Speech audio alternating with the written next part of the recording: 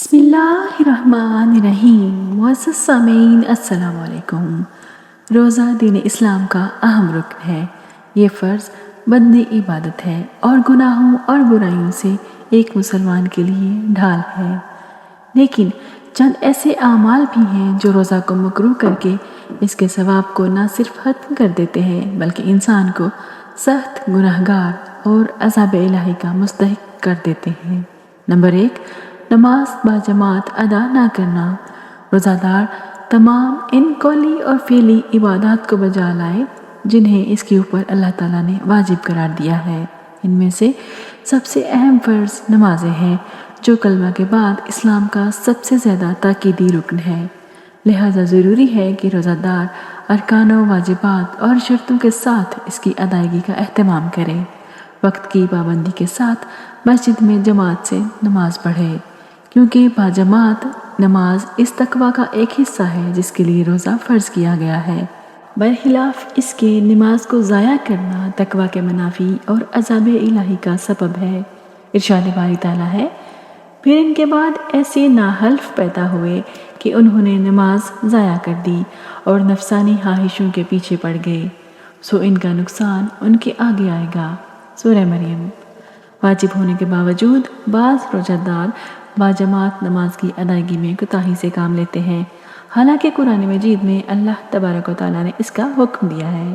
ارشاد باری تعالیٰ ہے، جب تم ان میں ہو اور ان کے لیے نماز کھڑی کرو تو چاہیے کہ ان کی ایک جماعت تمہارے ساتھ اپنے ہتھیار لیے کھڑی ہو، پھر یہ سجدہ کر چکے تو یہ ہٹ کر تمہارے پیچھے آ جائیں۔ ذرا سوچئے کہ جب اللہ تعالیٰ نے جنگ کی حالت میں باجماعت نماز پڑھنے کا حکم دیا ہے تو امن و اطمینان کی حالت میں تو بدرجہ اولیٰ اس کا حکم ہوگا۔ حضرت ابو ہریرہ رضی اللہ تعالیٰ عنہ سے روایت ہے کہ ایک نابینا صحابی نے عرض کیا، اے اللہ کے رسول صلی اللہ علیہ وآلہ وسلم، مسجد تک لانے کے لیے کوئی میرا مددگار نہیں ہے، اس لیے آپ مجھے گھر میں نماز پڑھنے کی رخصت دے دیجئے۔ آپ صلی اللہ علیہ وآلہ وسلم نے اولاً تو رخصت دے دی، لیکن جب وہ جانے لگے تو آپ نے انہیں واپس بلایا اور سوال کیا، کیا تم اذان کی آواز سنتے ہو؟ انہوں نے جواب دیا، ہاں، اذان کی آواز سنتا ہوں۔ تو آپ صلی اللہ علیہ وآلہ وسلم نے ارشاد فرمایا، تب تو اس کا جواب دو، یعنی مسجد میں حاضری دو۔ نمبر 2، جھوٹ سے پرہیز نہ کرنا۔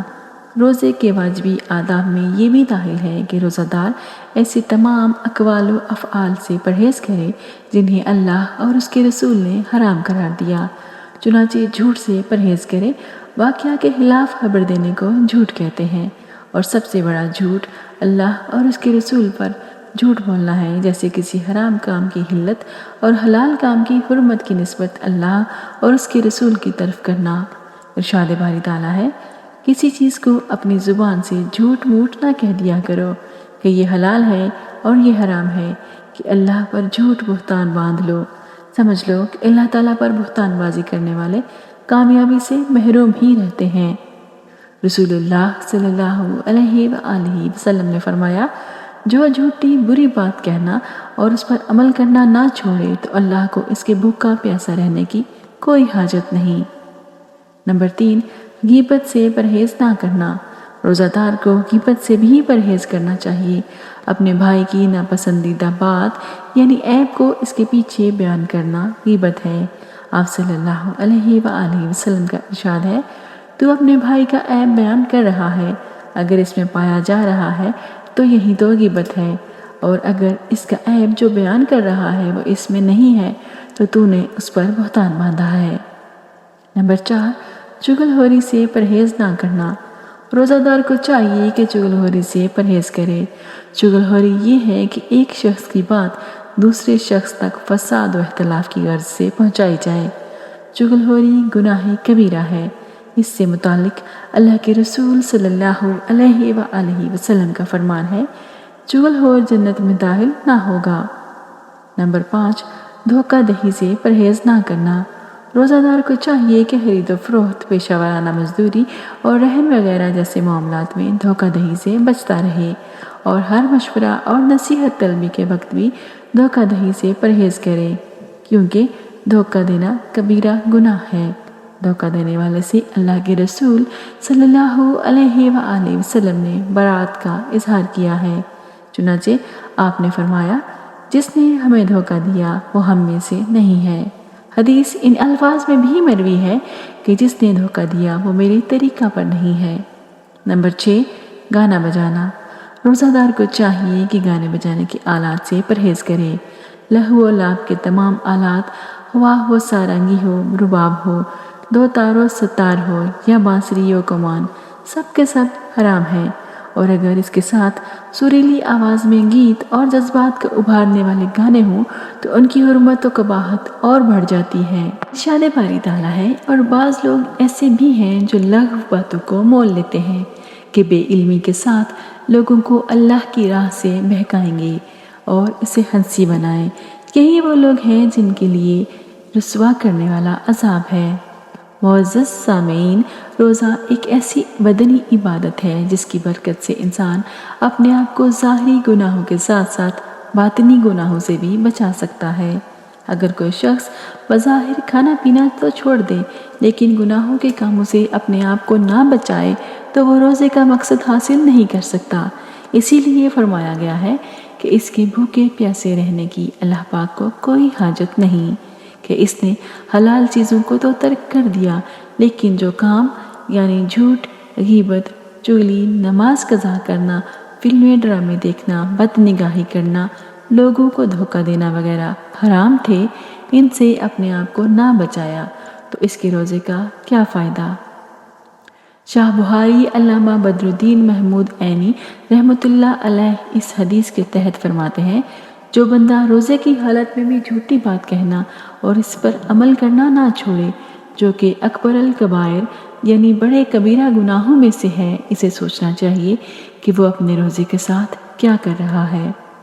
हज़रत अल्लामा इब्ने बताल रहमतुल्लाह अलैह फरमाते हैं, इस हदीस का मतलब ये नहीं कि जो शख्स अपने आप को गुनाहों से ना बचा सके वो रोज़ा ही ना रखे, बल्कि मकसद ये है कि अपने आप को गुनाहों से बचाए। हज़रत अल्लामा इब्ने रजब हम्बली रहमतुल्लाह अलैह फरमाते हैं, इसमें राज ये है कि मुबाह चीज़ों यानी खाने पीने और सोहबत से परहेज़ करने से बारगाह इलाही में मुकाम कुर्बत इस वक्त ही मिल पाता है जबकि हराम करदा चीज़ों से भी बचा जाए।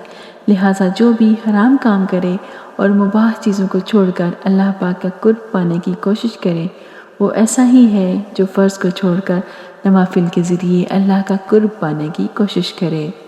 हकीमुल उम्मत मुफ्ती अहमद यार खान रहमतुल्लाह अलैह फरमाते हैं, यहाँ झूठी बात से मुराद हर नाजायज़ गुफ्तगू है। झूठ, बहतान, गीबत, चुगली, तोहमत, गाली, लान तान वगैरह जिनसे बचना फ़र्ज़ है, और बुरे काम से मुराद हर नाजायज़ काम है, आँख कान का हो या हाथ पाँव वगैरह का। चूँकि ज़ुबान के गुनाह दीगर आज़ा के गुनाहों से ज़्यादा है इसलिए इनका अलहदा से ज़िक्र फरमाया गया है। यह हदीस बहुत ही जामे है, 2 जुमला में सारी चीज़ें बयान फरमा दी। अगरचे बुरे काम हर हालत में और हमेशा ही बुरे हैं मगर रोज़े की हालत में ज़्यादा बुरे कि इनके करने से रोज़े की बेहुरमती और माह रमज़ान की बेअदबी है, इसलिए हुसूसियत से रोज़े का ज़िक्र फरमाया गया है।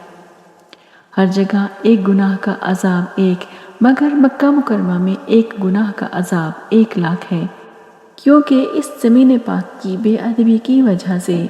मज़ीद फरमाते हैं, यहाँ हाजत बमानी ज़रूरत नहीं क्योंकि अल्लाह ताला ज़रूरतों से पाक है और इसे हमारे भूखे और प्यासे रहने की कोई ज़रूरत नहीं, बल्कि बमानी तवज्जो, इल्तफ़ात, परवाह है।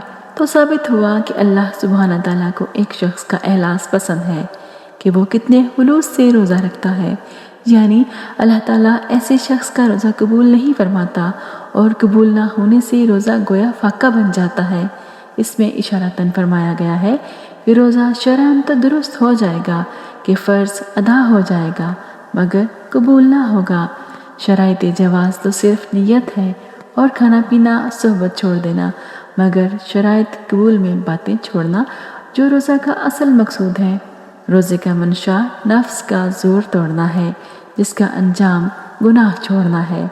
जब रोज़े में गुनाह ना छूटे तो मालूम हुआ नफ्स ना मरा, صوفیہ کرام فرماتے ہیں روزہ ہر عضو کا ہونا چاہیے، صرف حلال چیزیں یعنی کھانے پینے کو نہ چھوڑو بلکہ حرام چیزوں یعنی جھوٹ و غیبت کو بھی چھوڑو۔